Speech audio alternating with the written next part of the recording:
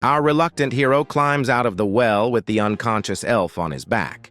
The medic quickly determines that though she's still alive, they'll need to provide her with more medical assistance as soon as possible. And so the team make haste to Koda village once more. The village elder informs them that not only are they unable to provide the elf with the help she needs, the entire village will be evacuating immediately due to the imminent threat of the great fire dragon. We're then introduced to a young apprentice mage named Lele La Lalena. Lele and her master, the old Kato el Altestan, are also hurriedly packing all their essential belongings and important tomes into their caravan.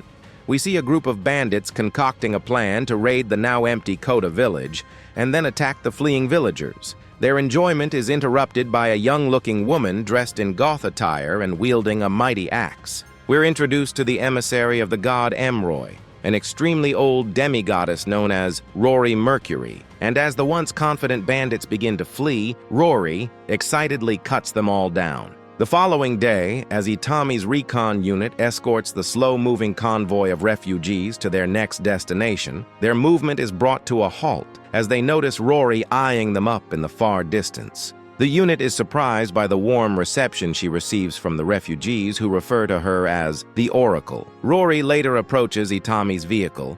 She suddenly decides to join them all on their journey. And as they all drive through the picturesque landscape, the somewhat cozy journey is brought to an abrupt halt with the arrival of the great fire dragon. The beast unleashes a torrent of devastation upon the already beleaguered refugees as they all flee in terror. The recon unit opens fire, but the dragon's body is impervious to their bullets. The elf lady, known as Tuca Luna Marceau, leaps out of her slumber and rushes to the front of the vehicle where she screams at Itami as she points to her eyes. The soldier gets the point, quickly ordering his unit to focus all their firepower at the dragon's eyes.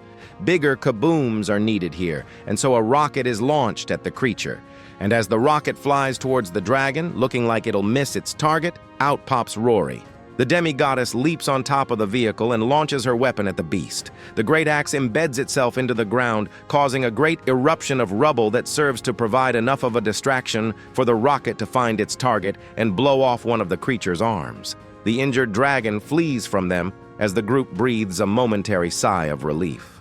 We watch a somber ceremony as the refugees bury those who lost their lives to the dragon's attack. Itami offers them refuge at the JSDF base, but most decide to continue onwards on their own path. We see the few remaining refugees who've decided to take Itami up on his offer, as the recon unit looks forward to a more positive future.